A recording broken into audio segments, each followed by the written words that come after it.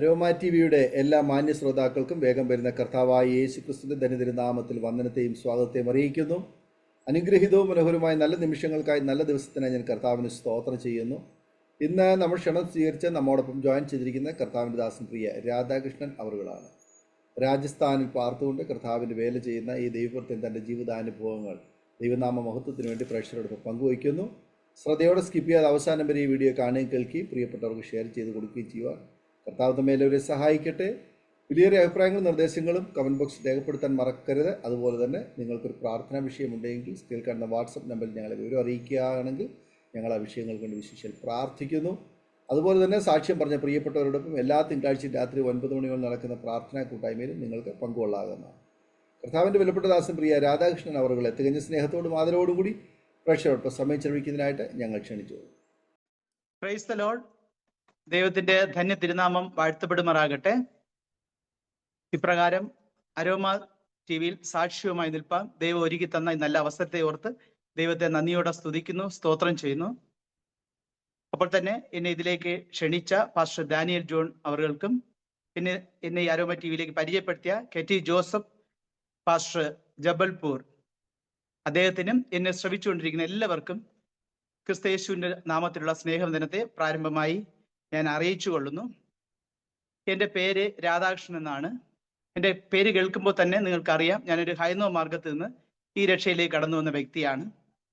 ബഹുദൈവ വിശ്വാസത്തിലേക്ക് നിന്ന് ഏക സത്യ ദൈവത്തിനെ കണ്ടെത്തുവാൻ ഒരു ഭാഗ്യം ലഭിച്ച വ്യക്തിയാണ് ഞാൻ. ആമേൻ. എൻ്റെ ജന്മസ്ഥലം തമിഴ്നാട്ടിലെ കൊല്ലംകോട് എന്ന ഗ്രാമത്തിലാണ്. അപ്പോൾ തന്നെ ഞാനിവിടെ രാജസ്ഥാനിൽ, നോർത്ത് ഇന്ത്യയിൽ രാജസ്ഥാനിൽ ബാൻസ്വാര എന്നൊരു ആദിവാസി ഗ്രാമത്തിൽ ട്രൈബൽസിന്റെ ഇടയിൽ മിനിസ്ട്രി ചെയ്യുകയാണ്. ഞാൻ പറഞ്ഞല്ലോ, തമിഴ്നാട്ടിൽ കന്യാകുമാരി ഡിസ്ട്രിക്റ്റിലെ കൊല്ലംകോട് എന്ന ഗ്രാമത്തിലാണ് എൻ്റെ വീട്. എൻ്റെ മാതാപിതാക്കൾ പരമേശ്വരൻ നായർക്കും ശ്രീമതി അമ്മയ്ക്കും 5 മക്കളിൽ ഏറ്റവും ഇളയവനായി ജനിച്ചു വളർത്തപ്പെട്ടു. തുടർന്ന് എൻ്റെ ബാല്യം ഒത്തിരി ഭക്തി നിർഭരമായിരുന്ന ബാല്യമായിരുന്നു. അതിന് 2 കാരണമുണ്ടായിരുന്നു. ഒന്ന്, എൻ്റെ പിതാവ് ഒരു പൂജാരിയായിരുന്നു. എൻ്റെ കുടുംബക്ഷേത്രത്തിൽ ഒരു പൂജാരിയായിരുന്നു. അപ്പോൾ തന്നെ ഞങ്ങളുടെ ഹിന്ദു മാർഗപ്രകാരം ജനിക്കുന്ന എല്ലാ കുഞ്ഞിനും ജാതകം എഴുതുന്ന ഒരു ശീലമുണ്ടല്ലോ. അങ്ങനെയും എൻ്റെ ജാതകം എഴുതിയപ്പോൾ എൻ്റെ 11ാമത്തെ വയസ്സ് എൻ്റെ പിതാവ് മരിക്കുമെന്ന് ജാതകവശാൽ ഉണ്ടായിരുന്നു, എൻ്റെ നക്ഷത്രപ്രകാരം. അങ്ങനെ എൻ്റെ അമ്മ അതിൽ നിന്ന് ഓവർകം ചെയ്യാൻ വേണ്ടി ഒത്തിരി ക്ഷേത്രങ്ങൾ നിത്യേന സന്ദർശനം ചെയ്യുക. എത്ര തിരക്കേറിയ ജീവിത മാർഗത്തിന്റെ ഇടയിലും എന്നെയും കൊണ്ട് ക്ഷേത്ര ദർശനം ചെയ്യുവാൻ പിതാവിന്റെ മരണത്തിൽ നിന്ന് വിടുവിക്കാൻ വേണ്ടി ഒത്തിരി മുഖാന്തരങ്ങൾ അന്വേഷിച്ചുകൊണ്ടിരുന്ന വ്യക്തിയായിരുന്നു എൻ്റെ മാതാവ്. അങ്ങനെ ഒത്തിരി ക്ഷേത്ര ദർശനം ചെയ്യുക, അങ്ങനെയൊക്കെ ഈ ഭക്തി നിർഭരമായ ഒരു ബാല്യം, വളരെ അടുക്കും ചിട്ടയും മാതാപിതാക്കളുടെ ഭയത്തിലും ദൈവഭക്തിയിലും ഞാൻ വിശ്വസിച്ചിരുന്ന മാർഗത്തിൽ വളരെ ദൈവഭക്തിയോടെയൊക്കെ ജീവിച്ച വ്യക്തിയാണ് ഞാൻ. അത് മുതിർന്നു വന്നപ്പോഴും ഞാൻ ഒത്തിരി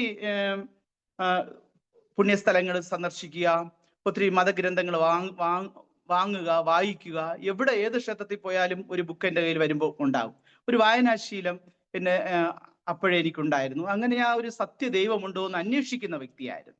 അപ്പോൾ തന്നെ ഈ മരണാനന്തരം ഒരു ജീവിതമുണ്ടോ, അതോ ഈ ലോകത്തിൽ നാം ജനിച്ച് മരിച്ച് തീരുന്നതാണോ, അതോ ഇനിയൊരു ജന്മമുണ്ടോ, അങ്ങനെയൊക്കെ ഒരു ചോദ്യങ്ങൾ ആ ഹൈന്ദവ മാർഗത്തിലായിരിക്കുമ്പോൾ തന്നെ എൻ്റെ ഉള്ളിൽ ഒത്തിരി കടന്നു വന്നിട്ടുണ്ടായിരുന്നു. അങ്ങനെ എൻ്റെ വിദ്യാഭ്യാസത്തെ കുറിച്ച് പറയുകയാണെങ്കിൽ +2 വിദ്യാഭ്യാസ അനന്തരം എനിക്ക് ഒത്തിരി ഇഷ്ടമാണ് പഠിക്കാൻ വേണ്ടി. അങ്ങനെ +2 വിദ്യാഭ്യാസത്തിന് ശേഷം ഡിഗ്രിക്ക് പോകാൻ വേണ്ടി സകല ക്രമീകരണങ്ങളും ആപ്ലിക്കേഷനൊക്കെ കൊടുത്തു. പക്ഷേ കുടുംബത്തിന്റെ സിറ്റുവേഷൻ വളരെ ബുദ്ധിമുട്ടായിരുന്നു. എന്നെ കൂടെ പഠിപ്പിക്കത്തക്കവണ്ണം ഉള്ള സാഹചര്യം കുടുംബത്തിലായിരുന്നു. എന്ന് വെച്ചാൽ എൻ്റെ മുന്നിലുള്ള 4 പേര്, അവർ 3 പേരും പഠിക്കുകയായിരുന്നു. അപ്പോൾ തന്നെ ഒരു സഹോദരിയുടെ മാരേജ് കഴിയാൻ വേണ്ടി എല്ലാം തയ്യാറാക്കി വെച്ചിരിക്കുന്നു. എൻ്റെ 3 സഹോദരങ്ങൾ പഠിച്ചുകൊണ്ടിരിക്കുകയായിരുന്നു. അപ്പോൾ എൻ്റെ മൂത്ത ജ്യേഷ്ഠൻ ഡിഗ്രിക്ക് പഠിക്കുകയായിരുന്നു. അദ്ദേഹം പഠിച്ച് ഈ വർഷം തീരും. അടുത്ത വർഷം അദ്ദേഹം പഠിച്ചു കഴിഞ്ഞുകൊണ്ട് കുറച്ച് സാമ്പത്തികമായ സാവകാശം കിട്ടുമല്ലോ, അപ്പോൾ എന്നെ പഠിപ്പിക്കാൻ അയക്കാമെന്നുള്ള കണ്ടീഷനിൽ ഞാൻ 1 വർഷം എൻ്റെ പിതാവ് നടത്തിക്കൊണ്ടിരുന്ന ചെറിയൊരു ബിസിനസിന്റെ ഭാഗമായി തീർന്നു. അന്ന് വരെ വളരെ ദാരിദ്ര്യമൊക്കെ ആയിരുന്നു. ഞാൻ പറഞ്ഞല്ലോ, ജാതവശാൽ 11 വയസ്സാകുമ്പോൾ പിതാവിന് മരണപ്പെടാൻ സാധ്യത. അങ്ങനെ 11 വയസ്സായപ്പോൾ തന്നെ ജാതകം സത്യം എന്ന് ഞാൻ പറയാൻ വേണ്ടിയല്ല ഇത് പറയുന്നത്, ഒരു ക്ലാരിഫിക്കേഷന് വേണ്ടിയാണ്. 11 വയസ്സായപ്പോൾ പിതാവ് അതിദാരുണമായ പറയാൻ രോഗം കണ്ടുപിടിക്കാത്ത ഒരു അസുഖത്തിൽ ഹോസ്പിറ്റലിൽ അഡ്മിറ്റ് ചെയ്തു. അപ്പോൾ ഒരു ബിസിനസ് അപ്പോൾ വരെ ബിസിനസ് നല്ല രീതിയിൽ നടന്നുകൊണ്ടിരുന്ന ഒരു സ്ഥാപനം, 3-4 ജോലിക്കാർ, 4 കാലികൾ തൊഴുത്ത് നിറയെ ഉണ്ടായിരുന്നു. അങ്ങനെ നല്ല രീതിയിൽ നടന്നുകൊണ്ടിരുന്നതാണ്. പക്ഷെ എൻ്റെ 11 വയസ്സായപ്പോൾ തന്നെ ഈ സകലവും വിറ്റ് ചികിത്സിക്കേണ്ട ഒരു അവസ്ഥ ഉണ്ടായി. അങ്ങനെ സകലതും നശിച്ച് വളരെ ദാരിദ്ര്യത്തിന്റെ, എൻ്റെ 10ാം ക്ലാസ് പരീക്ഷ, പബ്ലിക് എക്സാമിന് പരീക്ഷ എഴുതാൻ ഫീസ് കെട്ടാൻ പൈസ ഇല്ലാതെ ഞാൻ എന്നെ പുറത്ത് നിർത്തിയ വ്യക്തിയിലൊരാണ്. അപ്പോൾ തന്നെ ഹയർ സെക്കൻഡറി ഞാൻ 2 വർഷം ഇട്ട യൂണിഫോം എൻ്റെ മൂത്ത ജ്യേഷ്ഠൻ 2 വർഷം ഇട്ട് കാക്കി പാൻറ്, ഉപേക്ഷിച്ച പാൻ്റായിരുന്നു ഞാൻ ഇട്ടത്. അങ്ങനെ വളരെ ദാരിദ്ര്യത്തിൽ കൂടി കടന്നുപോയതാണ്. ഞാൻ പറഞ്ഞല്ലോ, +2 അനന്തരം ഞാൻ ബിസിനസ് സ്ഥാപനത്തിന്റെ ഒരു ഭാഗമായി. പക്ഷേ അതുവരെ വളരെ ദാരിദ്ര്യം, ഒത്തിരി കടം മേടിക്കുന്ന പ്രവണതയൊക്കെ ഉണ്ട്. എന്നാൽ ഞാൻ ഈ ബിസിനസ് ഭാഗമായതുകൊണ്ട് വീട്ടിലുള്ള ദാരിദ്ര്യത്തിന്റെ അവസ്ഥ ഒക്കെ മാറി. അത് സ്വയം പര്യാപ്തമാവുന്ന എല്ലാം ആ ഒരു വർഷം കൊണ്ട് ആയി. പിന്നെ എനിക്ക് തുടർന്ന് വിദ്യാഭ്യാസം പോകാൻ കഴിയാതെ വണ്ണം ഞാനതിൽ നിർബന്ധിതമായി ഉൾപ്പെടേണ്ടി വന്നു. എന്ന് വെച്ചാൽ ഞാൻ കൂടെ ഉൾപ്പെട്ട് നിൽക്കുക ബിസിനസ് സ്ഥാപനം ഞാൻ പെട്ടെന്ന് മാറിയാൽ തീർച്ചയായിട്ടും പഴയ ഗതിയിലാവും നല്ലവണ്ണം അറിയാം. അതുകൊണ്ട് അങ്ങനെ മുന്നോട്ട് പോവുകയുണ്ടായിരുന്നു. ഞാൻ ഈ എത്ര തിരക്കേറിയ ബിസിനസിന്റെ ഇടയിലും ദൈവീക കാര്യങ്ങൾക്ക് ഞാൻ പ്രത്യേക സമയം കണ്ടെത്തുമായിരുന്നു. രാത്രി 10 മണി വരെ ബിസിനസ് സ്ഥാപനത്തിൽ തിരക്കുണ്ടാവുകയാണ്. അപ്പോൾ തന്നെ ഈ രാത്രി 10 മണിക്ക് ശേഷം ഞാൻ ബൈക്ക് എടുത്തുകൊണ്ട് 10-45 കിലോമീറ്ററുള്ള കുമാരകോവിൽ എന്ന് തക്കല, കുമാരകോവിലിൽ പോയി രാത്രി അവിടെ പോയി ക്ഷേത്രത്തിൽ കിടന്ന് ഈ തണുപ്പത്ത് അവിടെ കിടന്ന് വെളുപ്പാൻ രാവിലെ 4 മണിക്ക് എണീറ്റ് നിർമാല്യം തൊഴുത് മടങ്ങി വന്ന് കട തുറക്കുന്ന ഒരു പ്രവണത. അത്ര ദൈവീക കാര്യങ്ങൾക്ക് ഞാൻ മുൻതൂക്കം കൊടുക്കുമായിരുന്നു. വളരെ ഭക്തിയോടെ. എനിക്ക് ഒന്ന് പറയാൻ കഴിയും, ഇപ്പോഴത്തേനും അപ്പോഴത്തെ ഭക്തിക്ക് വിഗ്രഹങ്ങളെ സേവിക്കുമെന്നല്ലാതെ എൻ്റെ സ്വഭാവത്തിന് വലിയ മാറ്റമൊന്നും അന്നും ഇന്നും വന്നിട്ടില്ല. പക്ഷെ ഞാനൊരു സത്യദൈവത്തെ കണ്ടെത്തി എന്നുള്ള വലിയ ചാരിതാർത്ഥ്യം എനിക്കുണ്ട്. അങ്ങനെ മുമ്പോട്ട് നടന്നു. കുടുംബത്തിലെ ദാരിദ്ര്യമൊക്കെ മാറി. ഞാൻ ബിസിനസ് ചെയ്തുകൊണ്ടിരുന്ന സ്ഥലം തന്നെ സ്വന്തമായി വാങ്ങി അവിടെ കട വയ്ക്കാനിടയെത്തുന്നു. അപ്പോൾ തന്നെ കുറച്ച് സ്ഥലവും വസ്തുവും സെപ്പറേറ്റ് വാങ്ങാൻ കഴിഞ്ഞു. അങ്ങനെയൊക്കെ സാമ്പത്തികമായി ഒരു ബുദ്ധിമുട്ടുമില്ലാതെ മുൻപോട്ട് കടക്കുവാൻ പറ്റുന്ന ഒരവസ്ഥയിൽ വരെ എത്തി. തുടർന്ന് എൻ്റെ സഹോദരങ്ങളൊക്കെയും ഒരു മാരേജായി, സെപ്പറേറ്റ് സെറ്റിലായി. അങ്ങനെ സെപ്പറേറ്റ് അങ്ങനെ മാറി. തുടർന്ന് ഞാൻ വിവാഹം കഴിഞ്ഞു. എന്നാൽ എൻ്റെ വിവാഹം എൻ്റെ സകല പ്രതീക്ഷകളും തകിടം മറിക്കുന്നതായിരുന്നു എൻ്റെ വിവാഹം. ഞാൻ വിവാഹം കഴിഞ്ഞു. കേവലം 2 വർഷത്തിനുള്ളിൽ തന്നെ എൻ്റെ ഭാര്യ സഹോദരിക്ക് ഉദരത്തിന് 4 മേജർ സർജറി ചെയ്യേണ്ടി വന്നു. അപ്പോൾ തന്നെ സാമ്പത്തികമായി ഒത്തിരി ബാധ്യതയായി. എല്ലാം പ്രൈവറ്റ് ഹോസ്പിറ്റലിൽ ചെയ്യാൻ കഴിയുമായിരുന്നുള്ളൂ. എൻ്റെ ബിസിനസ് ശ്രദ്ധിക്കാൻ കഴിയാറില്ല. അങ്ങനെ ഒത്തിരി ബുദ്ധിമുട്ടി കൂടിയൊക്കെ ഞാനൊരു ഭ്രാന്തമായ അവസ്ഥയിലായെന്ന് പറയാൻ കഴിയും. എന്ന് വെച്ചാൽ അന്ന് വരെ ഞാൻ അങ്ങനെയുള്ള ഒരു ബുദ്ധിമുട്ടി കൂടി കടന്നു പോയിട്ടില്ല. കഠിനമായി അധ്വാനിക്കുന്ന പ്രവണത എനിക്കുണ്ടായിരുന്നു. അപ്പോൾ തന്നെ പലരും കറങ്ങിയിട്ട് ഉറക്കമില്ലാത്ത അവസ്ഥ എന്ന് പറഞ്ഞു കേട്ടിട്ടുള്ളതാ. ഞാൻ എൻ്റെ ജീവിതത്തിൽ ആദ്യമായി അനുഭവിച്ചറിയുന്ന ഒരു സന്ദർഭമായിരുന്നു ഉറക്കമില്ലാത്ത അവസ്ഥ എന്തെന്നുള്ളത്. അങ്ങനെ ഉറക്കമില്ലാത്ത രാവുകൾ, ശാരീരികമായി ഒത്തിരി ക്ഷീണിക്കുക, സാമ്പത്തികമായി ഒത്തിരി ബാധ്യതകൾ, വളരെ നെഗറ്റീവ് ചിന്തകൾ എന്നെ ഭരിക്കുക. അങ്ങനെയൊക്കെ ഞാൻ വളരെ ഡിപ്രഷനിലോട്ടായി. അപ്പം ഞാൻ ഒരു തീരുമാനമെടുത്ത് ഇത്രയും കഷ്ടവും ദുഃഖവും നിറഞ്ഞ ജീവിതത്തിൽ അങ്ങ് ആത്മഹത്യ ചെയ്തുകളാന്നൊരു ചിന്തയിൽ ഞാൻ എത്തിപ്പെട്ടു. അപ്പം തന്നെ ഞാൻ വിശ്വസിച്ച ദൈവത്തോട് എപ്പോഴും ഞാൻ ചോദ്യം ചോദിക്കും, ദൈവമേ ഞാൻ എന്താണ് നിന്നോട് തെറ്റ് ചെയ്തത്? ഞാൻ നിന്നോട് മറ്റൊന്നും ആവശ്യപ്പെട്ട ഒരു സ്വസ്ഥതയുള്ള കുടുംബജീവിതം മാത്രമാണല്ലോ ആവശ്യപ്പെട്ടത്. പിന്നെ എന്തുകൊണ്ട് ഇങ്ങനെ ഞാൻ വിശ്വസിച്ച ദൈവത്തോട് ഒരു റിബല്ലസ് മെന്റാലിറ്റി എൻ്റെ ഉള്ളിൽ വരാൻ തുടങ്ങി. അങ്ങനെ ഇരിക്കുമ്പോഴാണ് ഞാൻ മനസ്സിൽ ചിന്തിച്ചു, ജീവിതം അങ്ങ് അവസാനിപ്പിച്ച് കളയാമെന്ന് ചിന്തയിൽ ഇരിക്കുമ്പോഴായിരുന്നു ഞങ്ങളുടെ ഷോപ്പിൽ സ്ഥിരം കടന്നു വരുന്ന ഒരു വിശ്വാസിയായ സഹോദരൻ. അദ്ദേഹം ഒത്തിരി കടബാധ്യതയുടെ മധ്യത്തിൽ ഗൾഫിൽ പോയി രക്ഷിക്കപ്പെട്ട് ഈ കടബാധ്യതയ്ക്ക് തീർന്ന് അദ്ദേഹം ഞങ്ങളുടെ കടയിൽ വന്ന് എന്നോട് വെറുതെ ചോദിച്ചതാണ്, എൻ്റെ കയ്യിൽ വിസയുണ്ട്, ഗൾഫിലോട്ട് വരുന്നു എന്നൊരു ചോദ്യം. അപ്പൊ ഞാൻ മനസ്സിന്റെ ചിന്താഗതി മാറ്റി. ഏതായാലും ആത്മഹത്യ ചെയ്യാനിരിക്കുന്ന ആളിനെ അങ്ങനെ ഒരു നാട് വിടുക എന്നൊരു സജഷനിലേക്ക് എൻ്റെ തീരുമാനം മാറ്റി. അങ്ങനെ ഞാൻ ബിസിനസ് ചെയ്തുകൊണ്ടിരുന്ന കടയെ ലീസിന് ഏൽപ്പിച്ച് അതിന് വരുന്ന വരുമാനം ഡെയിലി വീട്ടിൽ ഏൽപ്പിക്കുക. അപ്പം അവർക്ക് സാമ്പത്തികമായിട്ട് സഹായിക്കേണ്ട ഒരു ആവശ്യം വരുന്നില്ല. അതിനെക്കുറിച്ച് എനിക്ക് ബോധമിടാവേണ്ട കാര്യമില്ല. അങ്ങനെ ആ വരുമാനം കൊണ്ട് വീട് സ്വസ്ഥമായിട്ട് കഴിയും. ഞാൻ ഗൾഫിലേക്ക് കടന്നുപോയി. എയർപോർട്ടിൽ വന്ന് അതുവരെ ഞാൻ സ്ഥിരം ചന്ദനക്കുറി ഉപയോഗിക്കുന്ന വ്യക്തിയായിരുന്നു. അങ്ങനെ എയർപോർട്ടിൽ വരുമ്പോൾ എന്നെ കൊണ്ടുപോയ ആൾ പറഞ്ഞു, ഇതിന് അലൗഡ് അല്ല, മാച്ച് കളയാൻ പറഞ്ഞു. ഞാൻ അങ്ങനെ മാച്ചു.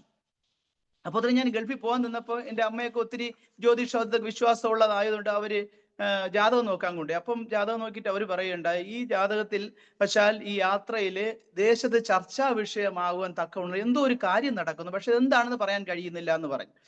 അങ്ങനെ ഞാൻ ഗൾഫിലേക്ക് കടന്നു പോകാൻ തീരുമാനിച്ചു. അപ്പോൾ തന്നെ എൻ്റെ മനസ്സിൽ ഒരു ഗൂഢ ഉദ്ദേശം കൂടി ഉണ്ടായിരുന്നു.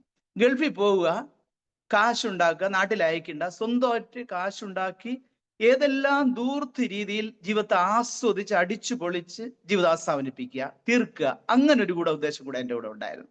അങ്ങനെ ഞാൻ ഗൾഫിലേക്ക് കടന്നുപോയി. എനിക്ക് അക്കോമഡേഷൻ കിട്ടിയത് അവിടെ ഒരു ബന്ധക്കോസ് സഭ രഹസ്യമായി സൗദി അറേബ്യയിൽ അണ്ടർഗ്രൗണ്ടിൽ ഏറ്റവും നടക്കുന്ന ഒരു സ്ഥലത്തായിരുന്നു എനിക്ക് അവിടെ അക്കോമഡേഷൻ കിട്ടിയത്. എന്നാൽ യെശയ്യാപ്രവചനത്തിൽ ഒരു വാക്യമുണ്ട്, ആമേൻ, നിന്റെ വിചാരങ്ങളല്ല എൻ്റെ വിചാരങ്ങൾ, എൻ്റെ വഴികളുമല്ല നിന്റെ വഴികൾ, ആമേൻ, നിന്റെ വിചാരങ്ങളുടെ മേൽ എൻ്റെ വിചാരങ്ങളും നിന്റെ വഴികളുടെ മേൽ എൻ്റെ വഴി ഉയർന്നിരിക്കുന്നു എന്ന് തിരുവനന്തപുരത്ത് പറയുന്നത് പോലെ എൻ്റെ സകല ചിന്താഗതികളെ മാറ്റിമറിച്ചും കൊണ്ട് ആമേൻ ഉള്ള ദിവസങ്ങൾ, തുടർന്നുള്ള ദിവസങ്ങൾ. ഹോശേയ-പ്രവചനത്തിൽ 2:14 പറയുന്നു, അവനെ വശീകരിച്ച് മരുഭൂമി കൊണ്ട് കൃത്യമായി സംസാരിച്ചു. വാസ്തവമായി എന്നെ ദൈവം വശീകരിച്ച് മരുഭൂമിയിൽ കൊണ്ടുപോയി എന്നോട് കൃത്യമായി സംസാരിക്കുവാൻ വേണ്ടിയാണ് ഹല്ലേലൂയ എന്നെ മരുഭൂമിയിൽ കൊണ്ട് ഞാൻ പൂർണ്ണമായി വിശ്വസിക്കും. തുടർന്ന് അവിടെ ഞാൻ എത്തിപ്പെട്ട ആ കാമ്പൗണ്ടിൽ എന്നെ കൊണ്ടുപോയ സഹോദരൻ ചോദിക്കുകയുണ്ടായി, അവിടെ ആ സഭയിൽ വെള്ളിയാഴ്ച സ്ഥിരം സഭാരാധന, തുടർന്ന് 2 ദിവസം ഞായറാഴ്ചയും വ്യാഴാഴ്ചയും ഇടയ്ക്കുള്ള ഇട ആരാധന ഉണ്ടാകുന്നു. അപ്പോൾ ഒരു ഇട ആരാധനയ്ക്ക് ആണ് ഞാൻ അവിടെ എത്തിപ്പെട്ടത്. അത് എന്നെ ക്ഷണിക്കുകയുണ്ടായി.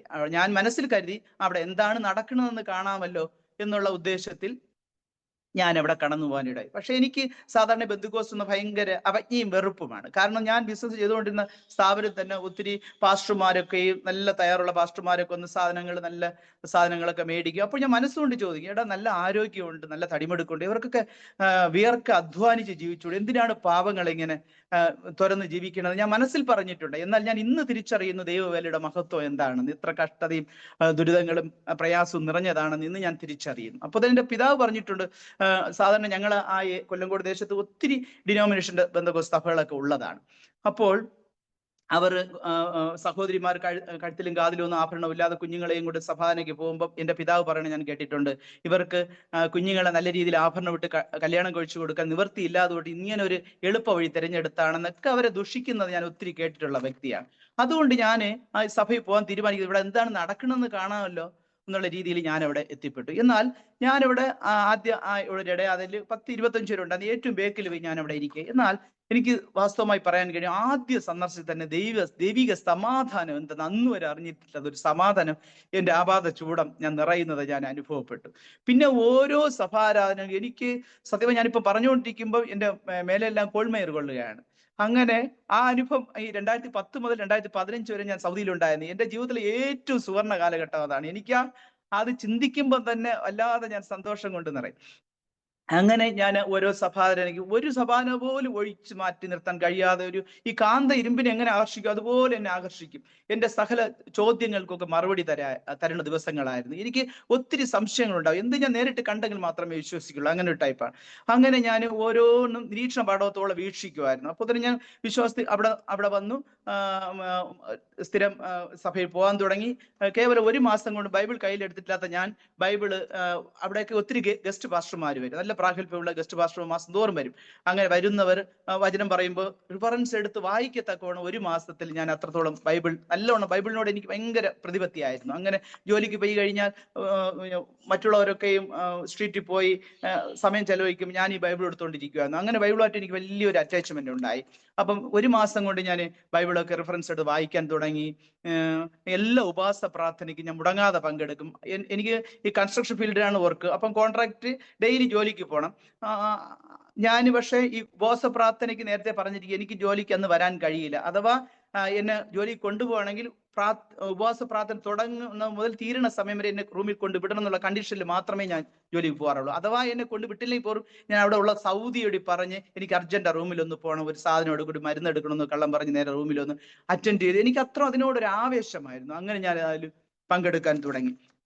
അതിന് കഴിച്ച് 6 മാസം കഴിഞ്ഞപ്പോൾ എന്നാൽ എൻ്റെ ഈ തീഷ്ണത കണ്ട് ആ സഭയിൽ 1 മാസം കഴിഞ്ഞ് ഒരു സ്നാനം സെറ്റ് ചെയ്തിരുന്നത്. എന്നാൽ അപ്പോൾ ഒരാൾ സ്നാനത്തിന് പേര് കൊടുത്തിരുന്ന ഒരാൾ വന്നില്ലായിരുന്നു. അപ്പോൾ എന്നോട് സ്നാനപ്പെടാൻ പറഞ്ഞപ്പോൾ ഞാൻ പറഞ്ഞു, ഇല്ല, ഞാൻ ഹല്ലേലൂയ സ്നാനപ്പെടാൻ തയ്യാറല്ല, വചനത്തിന് കുറച്ച് നിശ്ചയം പ്രാപിച്ചിട്ട് മാത്രമേ സ്നാനപ്പെടൂ എന്ന് പറഞ്ഞു. അങ്ങനെ ഞാൻ 6 മാസം കഴിഞ്ഞ് ജിദ്ദയിലുള്ള ചെങ്കടലിൽ പോയി സ്നാനപ്പെടുവാൻ ദൈവം എന്നെ സഹായിച്ചു. തുടർന്ന് 1 വർഷം കഴിഞ്ഞപ്പോൾ പരിശുദ്ധാത്മാവിന്റെ നിറവ് പ്രാപിക്കാൻ ദൈവം എന്നെ സഹായിച്ചു. എങ്കിൽ പോലും അതെന്നെ ഒരു വലിയൊരു ലജ്ജയോടെയാണ് ഞാനത് സ്വീകരിച്ചത്. അത് അന്യഭാഷ പറയുന്നതൊക്കെ മറ്റുള്ളവരും ഞാൻ പലപ്പോഴും ഞാൻ മനഃപൂർവ്വം അതിനെ അടക്കുന്ന ഒരു സ്വഭാവമുള്ളായിരുന്നു. അങ്ങനെയും അത് ഞാൻ പ്രാപിച്ചത് യഥാർത്ഥ അഭിഷേകമാണോ, അത് ഞാൻ പറയുന്നത് യഥാർത്ഥ അന്യഭാഷയാണോ എന്നൊക്കെ ഒത്തിരി സംശയങ്ങളുണ്ടായിരുന്നു. അങ്ങനെ സംശയപ്പെട്ടിരുന്നപ്പോൾ ഒരിക്കൽ ഒരു ഗസ്റ്റ് പാസ്റ്റർ നാട്ടിൽ നിന്ന് കടന്നു വന്ന് അന്ന് പ്രത്യേകിച്ച് ലീവ് ദിവസമാണ് ആരാധന സെറ്റ് ചെയ്തത്. പക്ഷെ എന്തുകൊണ്ടോ മറ്റു വിശ്വാസത്തിലേക്ക് വരാൻ കഴിഞ്ഞില്ല. അവിടുത്തെ ദൈവാസ്ഥനെ ഞങ്ങൾ 4 പേര് മാത്രമേ പകൽ ആരാധനയ്ക്ക് ഉണ്ടായിരുന്നു. അപ്പോൾ ഞങ്ങൾ 4 പേരും വളഞ്ഞിരുന്ന് പരസ്പരം കാര്യങ്ങൾ പറഞ്ഞ്, പ്രാർത്ഥന വിഷയങ്ങൾ പറഞ്ഞ് അങ്ങനെ സംസാരിച്ചുകൊണ്ടിരിക്കുന്നു. അവസാനം ഞാൻ ഈ സംശയം ഇതിന്റെ തുടക്കത്തിൽ തന്നെ അന്ന് ഗസ്റ്റ് പാസ്റ്റർ വന്ന ദൈവാസ്ഥനോട് ചോദിച്ചായിരുന്നു. അപ്പം പറഞ്ഞു, പ്രാർത്ഥിക്കുക, ദൈവം സംശയം തീർത്തു തരുമെന്ന് പറഞ്ഞു. എന്നാൽ ഈ അവസാന പ്രാർത്ഥന തീരുന്നതിന് തൊട്ട് മുൻപ് പിതാവിന്റെയും പുത്രന്റെയും പരിശുദ്ധാത്മാവിനെയും എന്ന് മാത്രം പറയണമെന്ന് ഞാൻ കേട്ടുള്ളൂ. എന്നാൽ ഞാൻ മുട്ടിൽ നിന്ന് ഞാൻ അന്ന് വരെ അനുഭവിക്കാത്ത ഒരു ആത്മസാന്നിധ്യം, ഒരു ബലൂണിൽ എങ്ങനെ കാറ്റ് നിറച്ചാൽ അങ്ങ് പൂർണ്ണമാവും അതുപോലെ ഞാനങ്ങ് നിറഞ്ഞു അങ്ങ് മുട്ടിൽ നിന്ന് ഞാൻ ഓട്ടോമാറ്റിക് എഴുന്നേൽക്കാൻ തുടങ്ങി. എന്നിട്ട് തുടർന്ന് ഒത്തിരി നേരം ഞാൻ അതുവരെ സംസാരിച്ചില്ലാത്ത അന്യഭാഷ ഉച്ചത്തിൽ സംസാരിച്ച് അവസാനം ആമേൻ ഞാൻ അത് ഒരു ബലൂണിൽ ഒരു നിറഞ്ഞിരിക്കുന്ന ഒരു ബലൂണിൽ സൂചി കൊണ്ട് കുത്തിയാൽ എങ്ങനെ കാറ്റ് അങ്ങനെ അഴിഞ്ഞു പോകും, അതുപോലെ എന്നിൽ നിന്ന് ശക്തി ചോർന്ന് പോണത് ഞാനങ്ങ് വീഴുമെന്നുള്ളൊരു ആവശ്യം കുഴഞ്ഞു വരുന്നത്. പിന്നെ ഞാൻ മുട്ടിൽ അങ്ങ് നിൽക്കുന്നത് വരെ ഒരു അനുഭവം ഉണ്ടായിരുന്നു. അപ്പോൾ ആ ഗസ്റ്റ് പാസ്റ്റർ ചോദിക്കാനിടയായി തീർന്നു, ഇപ്പൊ നിന്റെ സംശയമൊക്കെ മാറിയോ എന്ന് പറഞ്ഞു. തീർച്ചയായിട്ടും അങ്ങനെ ഓരോ സംശയത്തിനും അതുപോലെ തിരുവനന്തപുരത്തുള്ള സംശയങ്ങളൊക്കെയും എനിക്കുള്ള സംശയം അടുത്ത സഭാരൻ തീർച്ചയായിട്ടും ദൈവാത്മാവ് എന്നോട് സംസാരിച്ചിരിക്കും. അങ്ങനെ എന്റെ സംശയങ്ങളൊക്കെ തീർന്നു തന്നുകൊണ്ടിരുന്നു. അപ്പോൾ തന്നെ സഭയുടെ എല്ലാ കാര്യങ്ങളിലും ഞാൻ ഭാഗമാക്കായിരുന്നു. ഞാനിവിടെ നാട്ടിലായിരിക്കുമ്പോൾ തന്നെ +2 കഴിഞ്ഞതിന് ശേഷം തുടർന്ന് പഠിക്കാൻ കഴിയാതെ ബിസിനസ് ചെയ്യുമ്പോൾ തന്നെ പാർട്ട് ടൈമായി എന്തൊക്കെ പഠിക്കാൻ കഴിയും അതൊക്കെ കുറെ കിട്ടുന്ന സമയങ്ങളെ മാക്സിമം യൂസ് ചെയ്യും. അപ്പോൾ ഞാൻ കമ്പ്യൂട്ടർ പഠിച്ചു, ടൈപ്പ് റൈറ്റിംഗ് പഠിച്ചു, ചെയിൻ സർവർ, ലാൻഡ് റെക്കോർഡ്സ് അതൊക്കെ പഠിച്ചു. അങ്ങനെ എന്തൊക്കെ പഠിക്കാൻ പറ്റും അതൊക്കെ പഠിക്കും. അന്നെന്നാ ഞാൻ ടൈപ്പ് റൈറ്റിംഗ് പഠിച്ച് എന്തെന്ന് പോലും അറിയാതെ പഠിച്ചത്. എന്നാൽ എനിക്ക് പിന്നത്തെ മനസ്സ് അപ്പോഴേ എന്നെ ദൈവം കണ്ടെത്തി എന്നുള്ള തെളിവായിട്ട് ആ സഭയിൽ നമുക്കറിയാം 1075 വിശ്വാസത്തിലുണ്ടായിരിക്കുന്നു.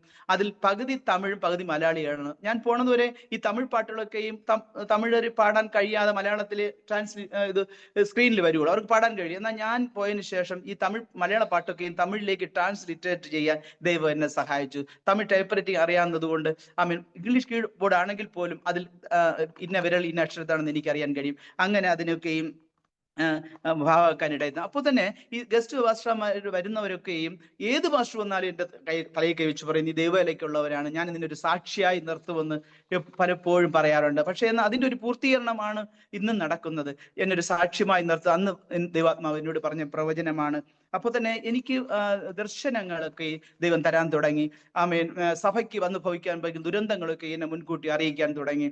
അപ്പോൾ പലപ്പോഴും അത് സാക്ഷ്യമായി പറയാൻ ഞാൻ പലപ്പോഴും മുതിരുമായിരുന്നില്ല. എങ്കിൽ പോലും പരിശുദ്ധാത്മാവ് അവസാന നിമിഷം ഹേമിച്ചെങ്കിലും ഞാൻ പറയും. അങ്ങനെ ഞാൻ ഒരിക്കൽ അവിടെ ആയിരിക്കുമ്പോൾ ഞങ്ങളുടെ കൺസ്ട്രക്ഷൻ ഫീൽഡ് വർക്ക് ചെയ്യുന്ന ദർശനത്തിൽ ഞാൻ കാണുകയാണ്. കൺസ്ട്രക്ഷൻ ഫീൽഡിൽ വർക്ക് ചെയ്യുന്ന ഒരു സഹോദരൻ ഉയരിൽ നിന്ന് വന്ന് വീഴുന്ന് മരിക്കുന്നതായിട്ടും തുടർന്ന് സഭയിലുള്ള പാസ്റ്ററും എത്രയും വേണ്ട അടുത്തുള്ള വിശ്വാസി ചെയ്യുന്നതായിട്ട് അത് പാക്ക് ചെയ്യുന്നതായിട്ട് കാണിച്ചു.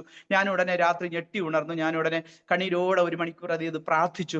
അതിനുശേഷം തുടർന്ന് ഞാൻ ബൈബിൾ എടുത്ത് വായിക്കാൻ തുടങ്ങി. അപ്പോൾ എനിക്ക് വചനം കേട്ട് എൻ്റെ ദാസന്മാർക്ക് വെളിപ്പെടുത്താതെ ഞാൻ ഒന്നും ചെയ്യില്ല എന്ന് വചനം എന്നെ അപ്പോഴും ഉറപ്പിച്ചു. ഒന്നുകൂടെ ഞാൻ ഭയന്നു.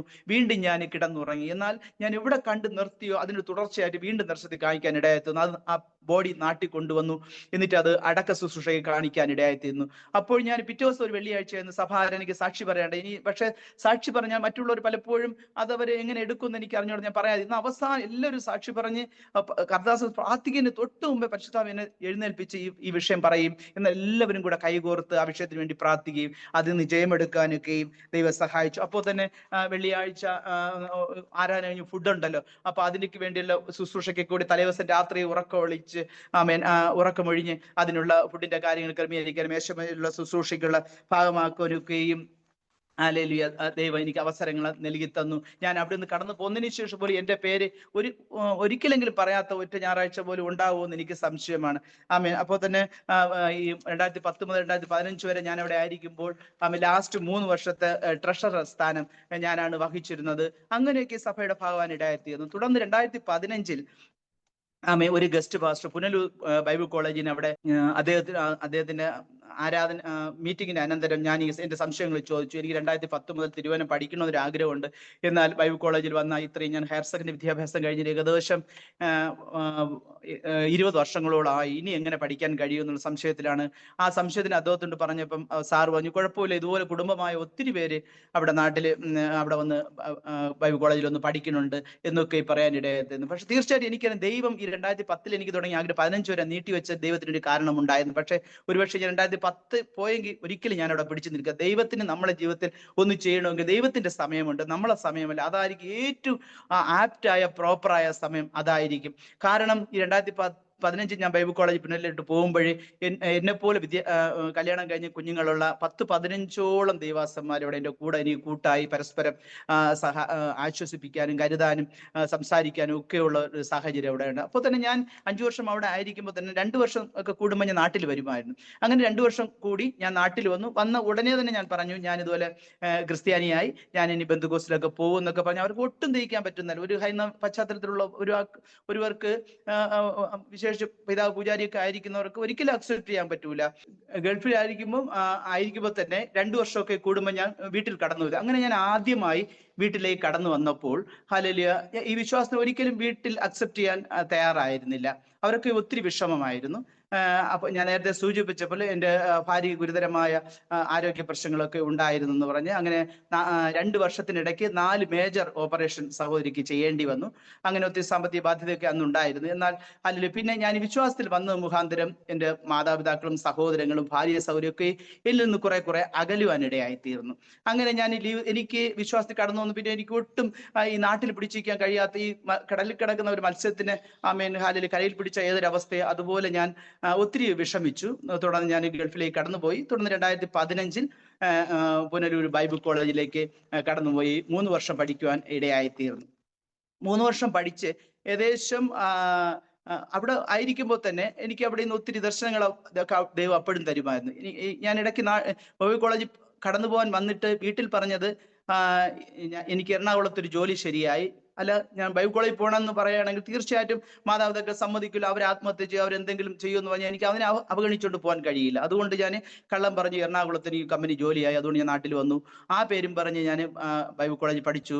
1 മാസത്തേക്ക് ഒരിക്കൽ ഞാൻ വീട്ടിൽ വരുമായിരുന്നു. അങ്ങനെയൊക്കെ വീട്ടിൽ വരുമ്പോൾ പോലും എനിക്ക് ചന്തയിലൊക്കെ പോകാൻ വേണ്ടി ബൈക്കിന് എൻ്റെ സഹോദരങ്ങളൊന്നും ബൈക്ക് തരുമല്ലോ, എന്നെ പൂർണ്ണമായി അപ്പോഴും അങ്ങ് ഒഴിവാക്കിയിരുന്നു, ഒറ്റപ്പെടുത്തിയിരുന്നു.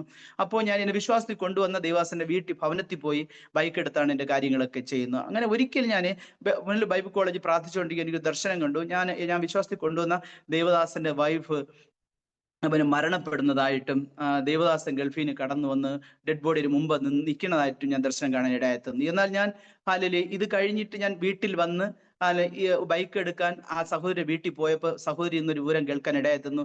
2 ദിവസത്തിന് മുമ്പേ തൊട്ട് തലേ ദിവസം ഞാൻ ചന്തയിൽ പോയപ്പോൾ ബൈക്ക് മറിഞ്ഞ് റോഡിൽ വീഴും, ഒരു കാർ വന്ന് പുറത്തുകൂടി കയറിപ്പോയി ആക്സിഡന്റ് ഭവിക്കാണ്ട് എല്ലാ കാരണവും ഉണ്ടായിരുന്നു. ദൈവം വിടുവിച്ചു എന്ന് അറിയാൻ ഇടയായത്. ഞാൻ ഈ ദർശനം കണ്ട ഉടനെ തന്നെ സൗദിയിൽ ഞാൻ വിളിച്ചു പറഞ്ഞ് ആ ദേവദാസൻ എല്ലാവരും കൂടെ ചേർന്ന് ഈ സഹോദരിക്ക് വേണ്ടി പ്രാർത്ഥിക്കാൻ ഇടയായത്. അപ്പോൾ ഞാൻ പറഞ്ഞു വന്നൊരു സാരം, ദൈവം എന്ത് ഭവിക്കാമെന്നാൽ ദൈവം എന്നെ മുൻകൂട്ടി ദർശനം കൂടി അറിയിക്കുമെന്ന് ആ ഒരു അവസ്ഥയിലാണ് ദൈവം ദർശനങ്ങൾ കൊണ്ട് എനിക്ക് തരുമായിരുന്നു. അങ്ങനെ 3 വർഷം ബൈബിൾ കോളേജിൽ പഠിച്ചു. ബൈബിൾ കോളേജിൽ പഠിക്കുമ്പോഴും ഞാൻ സൗദിയിൽ വെച്ച് അവിടെ സൗദിയിലുള്ള ഒരു അസിസ്റ്റന്റ് പാസ്റ്റർ ഡോക്ടറായിരുന്നു. അദ്ദേഹം നെറ്റിൽ നിന്ന് ഫോം എടുത്ത് ഫില്ല് ചെയ്ത് അയച്ചത്. എനിക്ക് അന്ന് BT എന്തെന്നാണോ CT എന്തെന്നാണോ മലയാളം എന്നോ ഒന്നും തിരിച്ചറിയാൻ എനിക്കറിയില്ലായിരുന്നു. എന്നാൽ ആ ദേവദാസൻ BT ആയിരുന്നു അവിടെ ആപ്ലിക്കേഷൻ ഫോം ഫില്ല് ചെയ്തത്. എന്നാൽ ഞാൻ അവിടെ കടന്നു വന്നു. 1 സെമസ്റ്റർ പഠിച്ചു. വല്ലാതെ സ്ട്രഗിൾ ചെയ്തു. എന്ന് വെച്ചാൽ മൊത്തം ഇംഗ്ലീഷിൽ പഠിക്കാൻ എന്നെ കൊണ്ട് എൻ്റെ പരിധിക്ക് അപ്പുറമായിരുന്നു. അപ്പോൾ തന്നെ ഞാൻ പ്രാർത്ഥിക്കും. അവിടെ ഒരു പ്രയർ ടവർ ഉണ്ടായിരുന്നു. ഞാൻ അവിടെ പോയി ദൈവമേ, എനിക്ക് മലയാളത്തിൽ ഇപ്പോൾ ഒത്തിരി ആഗ്രഹമാണ്, എനിക്ക് ഇംഗ്ലീഷ് ക്യാച്ച് ചെയ്യാൻ പറ്റുന്നില്ല, പക്ഷെ പറയുന്നതൊക്കെ മനസ്സിലാവും, പക്ഷെ പൂർണ്ണമായിട്ട് അക്സെപ്റ്റ് ചെയ്യാൻ പറ്റുന്നില്ല എന്ന് പറഞ്ഞ് അങ്ങനെ പ്രാർത്ഥിക്കും. അപ്പോൾ ഞാൻ ഒരു ദിവസം ദർശനത്തിൽ ദൈവം എനിക്ക് വെള്ള പേപ്പർ ഇങ്ങനെ കാണിച്ചു തന്നായിരുന്നു. വെള്ള പേപ്പറിൽ ആദ്യമൊന്നും ഇല്ലായിരുന്നു, എന്നാൽ പിന്നെ അത് മലയാളത്തിലാണ് എഴുതിയിരിക്കുന്നത് കേട്ടോ. പക്ഷെ മലയാളം ആണെങ്കിൽ പോലും എനിക്കൊന്നും വായിച്ചിട്ട് മനസ്സിലാകാൻ കഴിയുന്നില്ല. അപ്പൊ ഞാൻ ഒരു കാര്യം ഉറച്ചു, ഇംഗ്ലീഷ് തുടരുവാൻ. അത് പിന്നത്തേതിൽ ദൈവത്തിന്റെ നിശ്ചയമായിരുന്നു. എനിക്ക് പിന്നെ ഞാൻ ഇവിടെ രാജസ്ഥാനിലേക്ക് മിനിസ്ട്രിക്ക് വന്നപ്പോൾ എനിക്കത് ബോധ്യപ്പെടാൻ ഇടയായിത്തീർന്നു. അങ്ങനെ BTH 3 വർഷം പഠിക്കാൻ ഇടയായെത്തുന്നു. പഠിച്ച് ഗ്രാജുവേഷൻ ഏകദേശം 1 മാസം കിടക്കുമ്പോൾ ഒരു ലീവ് കൊടുത്തു. ഒരു ജനറൽ കൺവെൻഷന്റെ ഭാഗമായി ഭവനത്തിലേക്ക് വരാൻ ഒരു ലീവ് കൊടുത്തു. അങ്ങനെ ഞാൻ ഭവനത്തിൽ കടന്നു വന്നു. ഭവനത്തിൽ കടന്നു ഒരു മരത്തിൽ കയറിയപ്പോൾ താഴെ വന്ന് വീണ് ഏകദേശം 30 അടിയോളം കീഴെ താഴെ വീണ് എൻ്റെ തുടയിൽ 2ആയി മുറിയാൻ ഇടയായിത്തീർന്നു. അങ്ങനെ ട്രിവാൻഡ്രം മെഡിക്കൽ കോളേജിൽ എന്നെ 5 വർഷം അവിടെ അഡ്മിറ്റ് ചെയ്യാൻ ഇടയായിത്തീർന്നു.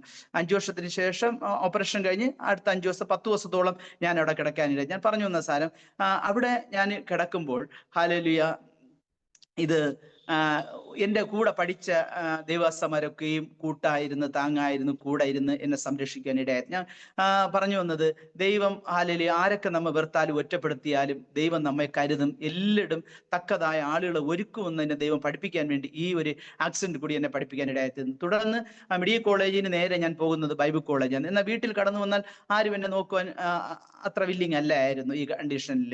അവരെ ഏക ആവശ്യം ഈ കർത്താവിനെ ത്യജിച്ചു വരണമെങ്കിൽ മാത്രമേ പഴയ ജീവിതം മുമ്പോട്ട് പോകാൻ കഴിയുന്നുള്ള ഒരു അവസ്ഥയിലായിരുന്നു അവർ. അങ്ങനെ ഞാൻ ബൈബിൾ കോളേജിൽ നേരെ മെഡിക്കൽ കോളേജിന് നേരെ ബൈബിൾ കോളേജിലേക്ക് കടന്നുപോയി. ഗുജറാത്തിൽ ഇപ്പോൾ കർത്താവിന് വേല ചെയ്യുന്ന ഫ്രാങ്കിൾ ജോസഫ് എന്നുള്ള ഒരു ദൈവദാസ എനിക്ക് റൂംമേറ്റ് ആയിട്ട് ബൈബിൾ കോളേജിൽ ഒരു റൂമിൽ എൻ്റെ റൂംമേറ്റ് ആയിട്ട് ഇട്ടു. എന്നെ ചാപ്പലിലായാലും ശരി, ലൈബ്രറിയിലായാലും ശരി, കുളിക്കാനായാലും ശരി, ക്ലാസ് റൂമിലായാലും എല്ലായിടും, ലൈബ്രറി എല്ലായിടും അദ്ദേഹം വീൽ ചെയറിൽ ഇങ്ങനെ കൊണ്ട് നടന്ന് എന്നെ നോക്കുമായിരുന്നു.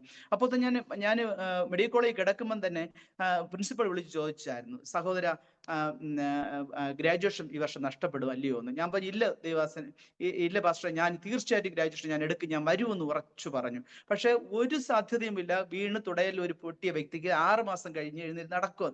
എന്നാൽ വിശ്വാസത്താൽ ഞാൻ പറഞ്ഞു അങ്ങനെ സംഭവിക്കാനിടയായത്. ഞാൻ ദൈവമക്കളെ, ഞാൻ പറഞ്ഞു വരുന്നത്, നമ്മുടെ ദൃഷ്ടിയിൽ ചിലത് അസാധ്യമായി, എന്നാൽ നാം അത് വിശ്വാസത്താൽ പ്രഖ്യാപിച്ചു കഴിഞ്ഞാൽ ദൈവത്തിന് ചെയ്തു തരാതിരിക്കാൻ കഴിയില്ല. നാം അങ്ങനെ ചില പ്രഖ്യാപനങ്ങൾ ഈ ദിവസം നടത്തുകയാണെങ്കിൽ തീർച്ചയായിട്ടും നമ്മുടെ ജീവിതത്തിൽ ദൈവം അത്ഭുതം ചെയ്യാൻ ഇടയായത്. ഞാൻ എങ്ങനെ ബൈബിൾ കോളേജിൽ പോയി, ക്രച്ചസിൽ പോയി ഗ്രാജുവേഷൻ വാങ്ങി. തുടർന്ന് അവിടെ പല മെഡലുകളും അനൗൺസ് ചെയ്തപ്പോൾ ഏറ്റവും നല്ല വർക്കറിന് വേണ്ടിയുള്ള അനൗൺസ് ചെയ്തത് എൻ്റെ പേരായിരുന്നു. അപ്പോൾ വന്നുകൂടിയ ഏകദേശം 10,000-ഓളം പേർ വിചാരിക്കും ഈ ക്രച്ചസ് വരുന്ന ആൾ എങ്ങനെ വർക്ക് ചെയ്യാനാണെന്ന്. എന്നാൽ അനൗൺസ്മെന്റ് ദേവാസ ഒന്നുകൂടെ പറഞ്ഞു, കേവലം 1 മാസത്തിന് മുമ്പേ ഈ കാമ്പൗണ്ടിലുള്ള എല്ലാ സ്ഥലവും രാധാകൃഷ്ണൻ സുപരിചിതമാണ് എന്ന് പറഞ്ഞ്. എനിക്ക് പറയാൻ പറ്റും, അവിടെ 6-7 ഏക്കറുള്ള മുസാവരിക്കുന്ന് എന്ന ബൈബിൾ കോളേജിന്റെ ഒരു മുക്കും മൂലയും എൻ്റെ പാദസ്പർശം ഏൽക്കാത്തതില്ല. അത്രത്തോളം ഞാൻ എന്ത് ജോലിയും ചെയ്യുവാൻ, ഞാൻ കഠിന ജോലി ചെയ്യാൻ ഞാൻ ബില്ലിംഗ് ആയിരുന്നു. അപ്പോൾ ഞാൻ പഠിച്ചതിൻ്റെ എല്ലാ ചെലവും വഹിച്ചത് ബൈബിൾ സൗദിയിലുള്ള സഭയായിരുന്നു. അങ്ങനെ എല്ലാത്തിനും അവരാശ്രയമായിരുന്നു. അങ്ങനെ ഞാൻ ഭവനത്തിൽ വന്നു. ഭവനത്തിൽ ഗ്രാജുവേഷൻ കഴിഞ്ഞു. എന്നെ ഭവനത്തിൽ കൊണ്ടുവന്നു. എൻ്റെ അമ്മ എന്നെ ശുശ്രൂഷിച്ചു. അപ്പോൾ തന്നെ എൻ്റെ ഭാര്യ പൂർണ്ണമായി എന്നിൽ നിന്ന് അകന്ന് മാറി നിൽക്കാൻ തുടങ്ങി. ഈ വിശ്വാസം ത്യജിച്ചെങ്കിൽ മാത്രമേ മുമ്പോട്ടുള്ള യാതൊരു ജീവിതത്തിനും അവർ ബില്ലിംഗ് ആയിരുന്നുള്ളൂ. അങ്ങനെ 6 മാസം കഴിഞ്ഞു. 3 മാസം കഴിഞ്ഞപ്പോൾ തന്നെ ഒരു ദൈവദാസൻ എനിക്ക് വേണ്ടി പ്രാർത്ഥിച്ചു. ഞാൻ അപ്പോൾ ക്രച്ചസ് ഉപയോഗിച്ച് അന്ന് മുതൽ ഒരു മരുന്നും എടുക്കാതെ ആമേൻ എഴുന്നേറ്റ് നടക്കാൻ ഇടയായി തീർന്നു. ഹല്ലേലൂയ. ഇങ്ങനെ ഹല്ലേലൂയ നടന്ന് ബാക്കിയെല്ലാം ഇതായി. തുടർന്ന് എനിക്ക് മിനിസ്ട്രി എവിടെയാ പോകാനുള്ള അതിനെക്കുറിച്ച് ഞാൻ നിരന്തരം പ്രാർത്ഥിച്ചുകൊണ്ടിരുന്നു. കേരളത്തിലെ ഏറ്റവും വലിയ ബന്ധുക്കോസ് സഭയായ പാറശാല JNAG അസംബ്ലി, യഹോവ നിസി അസംബ്ലീസ് ഓഫ് ഗോഡിന്റെ ഒരു വിശ്വാസിയാണ് ഞാൻ. N. പീറ്റർ പാസ്റ്ററിന് ഇവിടെ നോർത്ത് ഇന്ത്യയിലെ 6-7ഓളം സ്റ്റേറ്റിലെ വേലകളുണ്ട്. അങ്ങനെ രാജസ്ഥാനിലുള്ള ഒരു ബൈബിൾ കോളേജിൽ ഒരാളിന്റെ രജിസ്റ്റർ ആവശ്യമുണ്ടെന്നുള്ള അതിന് പ്രകാരം ഞാൻ രാജസ്ഥാനിൽ എത്തിപ്പെടുവാൻ ഇടയായിത്തീർന്നു. രാജസ്ഥാനിൽ എത്തിപ്പെട്ട് അവിടെ കൊറോണയുടെ അനന്തരം നമ്മളെ ബൈബിൾ കോളേജിൽ തന്നെ പഠിച്ച ഏകദേശം 30-ലധികം തദ്ദേശീയരായ ദൈവദാസന്മാര് അതാത് വിവിധ ഗ്രാമങ്ങളിൽ ഇവിടെ കർത്താവിന്റെ വേല ചെയ്യുന്നു. എന്നാൽ അതിനുശേഷം കൊറോണയ്ക്ക് അനന്തരം ബൈബിൾ കോളേജ് യഥാവിധി നടക്കാതെയായി. എന്നാൽ ദൈവത്തിന്റെ കൃപയാൽ ഈ വർഷം ഏകദേശം 10-27ഓളം പുതിയ കുഞ്ഞുങ്ങൾ കടന്നു വരുവാനും എല്ലാവരും എല്ലാ ദിവസവും വന്നില്ലെങ്കിൽ പോലും 10-15ഓളം നിരന്തരം വരുവാനൊക്കെ അതങ്ങനെ നടന്നുകൊണ്ടിരിക്കുന്നു. അപ്പോൾ തന്നെ രാജസ്ഥാനിൽ ഞാൻ പാർക്കുന്ന സ്ഥലം വന്നിട്ട് ഒരു വിജനമായ സ്ഥലമാണ്. ഒരു വലിയൊരു ഒരു റോഡിന്റെ സൈഡിൽ ഒത്തിരി സ്ഥലമുണ്ട്. ഒരു ചർച്ചും അതിനോടൊരു പാഴ്സണേജും ഉണ്ട്. അതിൽ ഞാൻ താമസിക്കുന്നു. ഒരു വിജനമായ ഒന്ന് ഉച്ചത്തിൽ ഒരു ആവശ്യം ഒന്ന് ഉച്ചത്തിൽ വിളിച്ചാൽ ഒന്ന് വിളി കേൾക്കാൻ ഒരു 1/2 കിലോമീറ്റർ ചുറ്റുപാടും ഒന്നും ഒരു വീടുമില്ല. അങ്ങനെ വിജനമായ സ്ഥലത്ത് ഞാൻ താമസിക്കുകയാണ്. ഒത്തിരി അവിടെയാണെങ്കിൽ ഒരു സൈഡ് ആണെങ്കിൽ റോഡ്, ഒരു സൈഡ് ചെകുത്തായ മല, ഒരു സൈഡ് ഒരു ആറ്, പിന്നെ ഒരു സൈഡ് ശ്മശാനം പോലെ മൃതദേഹങ്ങളെ കൊണ്ട് കത്തിക്കുന്ന സ്ഥലമാണ്. അങ്ങനെയൊക്കെ നാട്ടിലൊക്കെയും പലപ്പോഴും മിനിസ്ട്രിക്ക് വേണ്ടി കടന്നു വന്ന ദൈവാസന്മാർ ചോദിക്കും, എങ്ങനെ ദൈവാസനം ഇവിടെ ഒറ്റയ്ക്ക് താമസിക്കുന്നു? പക്ഷേ എനിക്ക് ഇന്ന് വരെയും ഒറ്റയ്ക്ക് താമസിക്കുന്ന ഒരു ഇതില്ല. എപ്പോഴും ദൈവം കൂടെ ഉണ്ട്, ആരോ ഒക്കെ കൂടെ ഉണ്ടെന്നുള്ള ഒരു വലിയൊരു ഉറപ്പും ധൈര്യവും എന്നെ തന്ന് നിർത്തിയിരിക്കുകയാണ്. എനിക്ക് പറയാൻ കഴിയും, സൗദിയിൽ വച്ചേ ദൈവം എന്നെ ഒറ്റയ്ക്ക് ട്രെയിൻ ചെയ്തുകൊണ്ടിരിക്കുന്നതായിരുന്നു. കൺസ്ട്രക്ഷൻ ഫീൽഡ് വർക്ക് ചെയ്യുമ്പോൾ ഏകദേശം വിജനമായ സ്ഥലത്ത് ഒരു ബിൽഡിങ്ങിൽ ഒറ്റയ്ക്ക് ജോലി ചെയ്യേണ്ട ഒത്തിരി സാവകാശങ്ങളൊക്കെ അപ്പോഴും ഉണ്ടായിട്ടുണ്ട്. അങ്ങനെ ഇവിടെ വേല ചെയ്യുന്നു. അപ്പോൾ തന്നെ 10-ലധികം ഗ്രാമങ്ങളിലൊക്കെയും ഇവിടെ 30 മുതൽ 50 വരുന്ന കുഞ്ഞുങ്ങളടങ്ങുന്ന ട്യൂഷൻ സെന്റർ, വിജാതീയരായ കുഞ്ഞുങ്ങളാണ്. അവരൊക്കെ അക്ഷരം പഠിപ്പിച്ചു കൊടുക്കണേ, കൂടെ വചനങ്ങളും കാര്യങ്ങളൊക്കെ പഠിപ്പിച്ച് അങ്ങനെ ഒരു ഭാഗമായി നിൽക്കുന്നു. കൂടാതെ കഴിഞ്ഞ വർഷമാണ് ഈ വർഷമാണല്ലോ, കഴിഞ്ഞ മാസം ആന്റി കൺവെൻഷൻ ബില്ല് പാസ്സാക്കുന്നതിന് മുമ്പ് വരെ കഴിഞ്ഞ വർഷം ഒരു വർഷത്തിൽ 2-3 ചർച്ച് ഞങ്ങളുടെ ഡിനോമിനേഷൻ വെച്ചു കൊടുക്കും. അതിന്റെ ഭാഗമായിട്ട് അതിന്റെ കാര്യങ്ങളൊക്കെ നോക്കി അങ്ങനെ ഫുൾ എൻഗേജ് ആയി നിൽക്കത്തക്കവണ്ണം ദൈവം സാധ്യതകളൊക്കെയും ഒരുക്കി തരുന്നു. എന്നിട്ട് ഒത്തിരി ഗ്രാമങ്ങളിൽ അനേക വേലകളൊക്കെ ചെയ്യുവാൻ സഹായിക്കും. ഞാൻ നോർത്ത് ഇന്ത്യയിൽ വന്ന് ആദ്യത്തെ എക്സ്പീരിയൻസ് എന്തെന്ന് പറഞ്ഞാൽ, ഇവിടെ ഞങ്ങളുടെ തദ്ദേശീയരായ ഒരു ഗ്രാമവാസിയുടെ ചർച്ചിൽ അദ്ദേഹത്തിന് വേറെ അങ്ങോ പോണതായോണ്ട് ആരാധനയ്ക്ക് വേറൊരു സഹോദരനെയും കൂട്ടി എന്നെ അയച്ചായിരുന്നു. ഞാനെന്നാ അവിടെ കടന്നുപോയി ആരാധന കഴിഞ്ഞ് പുറത്തിറങ്ങിയപ്പോൾ ഏകദേശം 10-15ഓളം അടങ്ങുന്ന ഒരു ടീം വന്ന് എൻ്റെ കൂടെ വന്ന ആളിനെ മർദ്ദിക്കുവാൻ ഇടയായിത്തീർന്നു. എന്നിട്ട് എന്നെ മർദ്ദിക്കാൻ വന്നപ്പോൾ അദ്ദേഹം പറഞ്ഞു, അദ്ദേഹം പുതിയ ആളാണ്, ഭാഷ അറിയില്ല, ഞാൻ വിളിച്ചോണ്ട് വന്നതാണെന്ന് പറഞ്ഞതുകൊണ്ട് എന്നെ മർദ്ദിക്കാതെ വിടുവാൻ ഇടയായിത്തീർന്നു. ഞാൻ പറഞ്ഞു വന്നൊരു സാധനം, എൻ്റെ മർദ്ദനം കൂടി അദ്ദേഹം വാങ്ങുവാൻ ഇടയായിത്തീർന്നു. അങ്ങനെ ഒരു അനുഭവം എനിക്കുണ്ടായി. തുടർന്ന് ഞങ്ങൾ അവിടം വിട്ട് ഒരു 10-15 കിലോമീറ്റർ അപ്പുറത്ത് ഒരു ഗ്രാമത്തിൽ ഞങ്ങൾ ഇറങ്ങി ഒന്ന് വിശ്രമിച്ച അനന്തരം എൻ്റെ കൂടെയുള്ള സഹോദരൻ അടുത്തവിടെ ഒരു പരിചയക്കാരുണ്ട്, വീട്ടിൽ പോയിട്ട് വേണം റോഡിൽ നിൽക്കാൻ പറഞ്ഞിട്ട് പോയി. ഞാൻ അവിടെ നിൽക്കുമ്പോൾ തന്നെ സൈഡിൽ ഒരു പൂജ വേദിക്കലിനെ കണ്ടു. ഞാൻ അതിനെ കണ്ടുകൊണ്ട് അതിൻ്റെ അടുത്ത് പോയി ഒന്ന് ബാഹ്യമായല്ല ആന്തരികമായ ഒരു ദൈവത്തിന് ഒരു ഇതിനൊന്ന് ശാസിച്ച് പ്രാർത്ഥിച്ചുകൊണ്ടിരിക്കുമ്പോൾ ഒരു 10 വയസ്സിന് താഴെയുള്ള ഒരു 2-3 കുഞ്ഞുങ്ങള് കയ്യിൽ മുളവടിയും കൊണ്ടുവരണത് കാണാനിടയായിത്തീർന്നു. ഞാൻ പറഞ്ഞു വന്നത്, ഇവിടെ അത്രത്തോളം സുവിശേഷത്തിന് പ്രതികൂലമാണ്. ജസ്റ്റ് ഞങ്ങളെ ഓരോ നീക്കവും നോക്കുവാൻ വേണ്ടി ഓരോ ഗ്രാമങ്ങളിലും ആളുകളൊക്കെ കുഞ്ഞുങ്ങളെ വരെ പറഞ്ഞെല്ലാം പഠിപ്പിച്ചു വച്ചിരിക്കുകയാണ്. അതുകൊണ്ട് ഒരു അതിനുശേഷം ഞാൻ ഏത് പുതിയ ഗ്രാമത്തിൽ കടന്നു പോവുകയാണെങ്കിലും അതേക്കുറിച്ച് വ്യക്തമായ ഡീറ്റെയിൽ എടുത്ത് ഒരു പരിചയക്കാർ ഉണ്ടെങ്കിൽ മാത്രമേ, അവരെ കെയർ ഓഫിൽ മാത്രമേ അങ്ങോട്ട് പോകാൻ ഇടയായി തീരുവുള്ളൂ. ഞങ്ങളവിടെ ഇപ്പോൾ ഞാൻ 2025 ചുനാക്കാനിൽ എന്ന് പറഞ്ഞൊരു സ്ഥലത്ത് ഒരു പുതിയ വേല ഞാൻ തുടങ്ങി. അത് 2 വർഷത്തോളം അടഞ്ഞു കിടന്ന ഒരു സഭയായിരുന്നു. കുഞ്ഞു സഭയാണ്, 100 പേർക്ക് അകത്തിരിക്കാൻ പറ്റുന്ന ഒരു കുഞ്ഞു സഭ, അടഞ്ഞു കിടന്ന ഒരു സഭയാണ്. 2025 തുടക്കത്തിൽ എനിക്ക് ദൈവം ഒരു ദർശനം തന്നു, അവിടെ പോയി പ്രാർത്ഥിക്കാൻ വേണ്ടി. ഒരാളുമില്ലാതെ ഈ മൃഗങ്ങൾ കൊടുക്കുന്ന വലിയ സഞ്ചിയിൽ കെട്ടിയിട്ട് സ്റ്റോർ റൂമാക്കിയിരുന്ന ഞാൻ വിശ്വാസത്താൽ അതിനെ ക്ലീൻ ചെയ്ത് അവിടെ ഇരുന്ന് പ്രാർത്ഥിക്കാൻ തുടങ്ങി. 2-3 മാസം പ്രാർത്ഥിച്ചപ്പോൾ 1-2 വീതം വരാൻ തുടങ്ങി. അപ്പോൾ തന്നെ ഇപ്പോൾ 10-25ഓളം പേര് വരുന്നുണ്ട്. എനിക്കറിയാം, ഞാൻ ഇവിടെ 4 വർഷമായി കടന്നു വന്നിട്ട് ഹിന്ദി നല്ല ഫ്ലുവൻ്റ് ആയി ഇതുവരെ സംസാരിക്കാൻ എനിക്ക് വശമില്ല. ഞാനിവിടെ BT പഠിച്ചതിൻ്റെ ഗുണം ഇവിടെ ബൈബിൾ കോളേജിൽ ഞാൻ ഇന്ന് അനുഭവിക്കുന്നുണ്ട്. കുഞ്ഞുങ്ങളെ ഹിന്ദി ഭാഷ വശമില്ലെങ്കിലും ഇംഗ്ലീഷ് മുഖാന്തരമെങ്കിലും നമുക്ക് മാനേജ് ചെയ്യാൻ പറ്റുന്നുണ്ട്. കൂടാതെ നമുക്കറിയാം, ഈ മോശയ്ക്ക് അഹരോനെ കൂട്ടായി ശുശ്രൂഷ കൊടുത്തതുപോലെ, നാവായിരിക്കാൻ കൊടുത്തതുപോലെ ഞങ്ങളെ ഗ്രാമത്തിൽ വാഗടിയാണ് അവിടെ ഭാഷ. എനിക്ക് വാഗടി അറിയില്ല എങ്കിൽ പോലും ഹിന്ദിയിൽ എൻ്റെ ഫ്ലുവൻ്റ് അല്ലാത്ത ഹിന്ദി മനസ്സിലാക്കത്തക്കവണ്ണം എനിക്കൊരു ശുശ്രൂഷകനെ കൂടെ കൂട്ടായി ദൈവം തന്നു. അദ്ദേഹം അതിനെ വാഗടിയിലോട്ട് ട്രാൻസ്ലേറ്റ് ചെയ്യുകയും ആ ശുശ്രൂഷയ്ക്കെയും നല്ലവണ്ണം മുൻപോട്ട് പോകുവാനൊക്കെ ദൈവം സഹായിക്കുന്നു. അപ്പോൾ തന്നെ എനിക്ക് ഇന്ത്യക്ക് വേണ്ടി പ്രാർത്ഥിക്കുന്ന ഒരു വലിയൊരു ആത്മഭാരം ദൈവം ഹൃദയത്തിൽ തന്നിട്ടുണ്ട്. സൗദിയിൽ വെച്ച് ആ സഭയിൽ എന്നും സഭാരാധനയ്ക്ക് ശേഷം വൈകുന്നേരം ഞങ്ങൾ 4-5 പേര് ചേർന്ന് ഒരു ടീം എല്ലാ വിശ്വാസികൾക്ക് വേണ്ടിയും ഇന്ത്യക്ക് വേണ്ടിയും പ്രാർത്ഥിക്കേണ്ട ഒരു ആത്മഭാരം അന്ന് ദൈവാത്മാവിന്റെ ഹൃദയത്തിൽ തന്നതാണ്.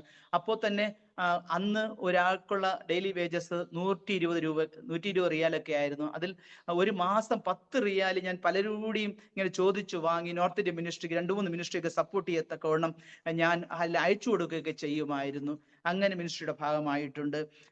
ഗുജറാത്തിൽ ഞാൻ 33ഓളം സ്റ്റേറ്റ് ജില്ലയിൽ കടന്നുപോയി.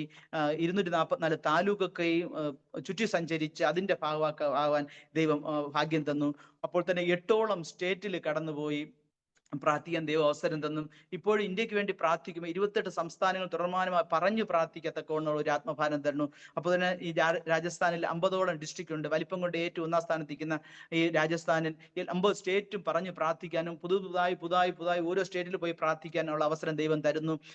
കഴിഞ്ഞ വർഷം വരെ ഞാൻ ബാൻസോഡയിൽ മാത്രം ഏകദേശം 35ഓളം ചെറിയ പ്രവർത്തനങ്ങളുമായിട്ട് ഒതുങ്ങി നിന്ന ഞങ്ങളുടെ സെക്ഷൻ ഈ വർഷം പ്രതാപ്ഗഡ് എന്നുള്ള അടുത്ത ഡിസ്ട്രിക്റ്റിലേക്ക് പ്രാർത്ഥിക്കാൻ അവസരങ്ങൾ അവിടെ നിന്ന് 10-15ഓളം മിനിസ്ട്രികളെ കണ്ടെത്തുവാനും നമ്മളോട് ചേരാനും ഒക്കെ ഇടയായി തീർന്നു. അപ്പോൾ തന്നെ കഴിഞ്ഞ ആഴ്ച മധ്യപ്രദേശിൽ ആദ്യമായി കടന്നുപോയി അവിടെ ഒരു കൂട്ടായ്മയിൽ പങ്കെടുക്കുവാനും മധ്യപ്രദേശിൽ കടന്നുപോയി പ്രാർത്ഥിക്കാനും ഒക്കെയും ഒത്തിരി അവസരങ്ങളെ ദൈവം കടന്നു തന്നു. ഹാലലി ഞാൻ നേരത്തെ പറഞ്ഞല്ലോ, ഞാൻ ഒറ്റയ്ക്കെന്നുള്ള ചിന്ത ഹാലലി എനിക്കില്ല എന്ന് പറഞ്ഞെന്നുള്ളത്. എനിക്ക് എന്തെങ്കിലും ആവശ്യം വന്നാൽ ദൈവം അത് മുന്നമേ അറിഞ്ഞുള്ള മുഖാന്തരം ആളുകളൊക്കെ ദൈവം തക്കതായി ഒരുക്കുന്നു. അതിനുവേണ്ടി ഒരു ഉദാഹരണം ഞാൻ പറഞ്ഞോട്ടെ.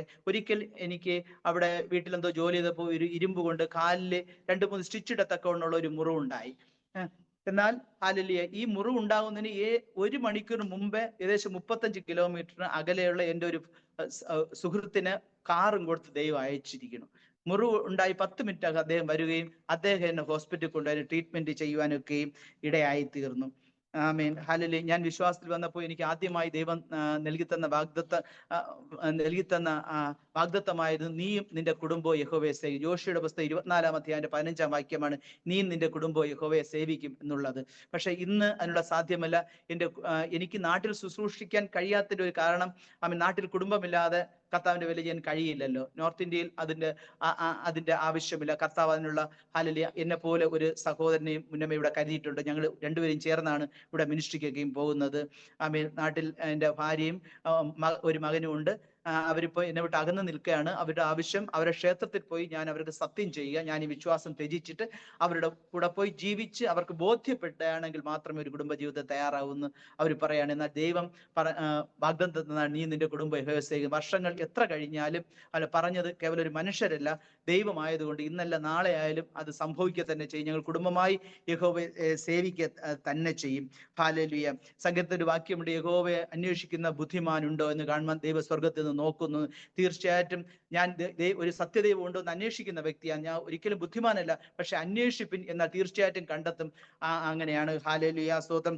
അപ്പോസ്തല പ്രവൃത്തി പറയുന്നു, ഏത് ജാതിയിലും ഏത് മതത്തിൽ എന്നെ അന്വേഷിക്കുന്ന നീതി പ്രവർത്തിക്കുന്നവന് ഞാൻ വെളിപ്പെടുത്തി കൊടുക്കുന്നു. തീർച്ചയായിട്ടും അങ്ങനെ ദൈവം എന്നെ കണ്ടെത്തിയതാണ്, ദൈവം എനിക്ക് പരിചയപ്പെടുത്തി തന്നതാണ്. ഹല്ലേലൂയ. ഈ വലിയ ദൈവത്തെ സേവിക്കാൻ സ്നേഹിക്കാൻ ദൈവം ഒരു അവസരം തന്നു.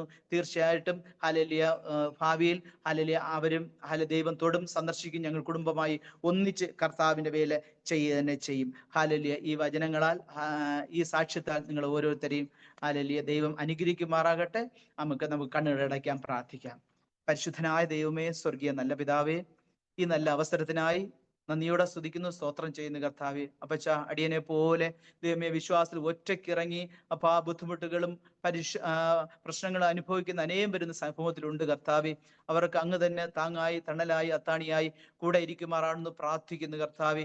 ഹല്ലേലൂയ. ഞങ്ങൾ കേവലം മനുഷ്യന്റെ വാക്ക് കേട്ടല്ല ഇറങ്ങിത്തിരിച്ചത്. സർവശക്തനായ ദൈവം ഞങ്ങളെ ഓരോ ദിവസവും കരം പിടിച്ച് മുന്നോട്ട് നടത്തുന്ന വലിയ കൃപയ്ക്കായി അങ്ങേ നന്ദിയോട് സ്തുതിക്കുന്നു, സ്തോത്രം ചെയ്യുന്നു. ഇത് അനേകം പേരുടെ ഹൃദയങ്ങൾ തൊടുമാറാകണമേ. അനേകരെ കർത്താവ് രക്ഷയിലേക്ക് നടത്തുവാൻ പര്യാപ്തമായി തീരുമാറാണെന്ന് പ്രാർത്ഥിക്കുന്നു. സമസ്തവും തൃക്കരങ്ങൾ താഴ്ത്തുന്നു. സ്വർഗം പ്രാർത്ഥനയുടെ സ്തോത്രം യേശുവിന്റെ നാമത്തിന്റെ പ്രവിതാവേ. ആമേൻ. താങ്ക് യു കർത്താവിന്റെ ദാസൻ രാധാകൃഷ്ണൻ. വളരെ അനുഗ്രഹിക്കപ്പെട്ട ജീവിതാനുഭവം, ദൈവം നടത്തിയ അത്ഭുതകരമായ വഴികളെക്കുറിച്ച് ദൈവനാമ മഹത്വത്തിന് വേണ്ടി അരോമ TV പ്രേക്ഷകരോടൊപ്പം പങ്കുവയ്ക്കുവാൻ സമയം വേർതിരിച്ചതിന് കർത്താവിൻ്റെ ദാസനുള്ളതായ നന്ദിയും കടപ്പാടും അറിയിക്കുന്നു. ദൈവമായി കർത്താവ് ധാരാളം അനുഗ്രഹിക്കട്ടെ, സൗഖ്യാരോഗ്യം ദീർഘായുസ്സും തരട്ടെ. കർത്താവിന് വേണ്ടി ഏറെ പ്രയോജനപ്പെടുവാൻ ദൈവം ഏറെ അവസരങ്ങൾ ഒരുക്കട്ടെ എന്ന് ഇത്തരത്തിൽ ആശംസിക്കുന്നു, പ്രാർത്ഥിക്കുന്നു. അരോമ TV പ്രേക്ഷകർക്കും ഈ സാക്ഷ്യം ഒരു വേറിട്ട അനുഭവമായി തീർന്നു എന്ന് ഞങ്ങൾ വിശ്വസിക്കുകയാണ്. തീർച്ചയായിട്ടും നിങ്ങളുടെ വിലയേറിയ അഭിപ്രായങ്ങളും നിർദ്ദേശങ്ങളും കമൻറ്റ് ബോക്സിൽ രേഖപ്പെടുത്തണം.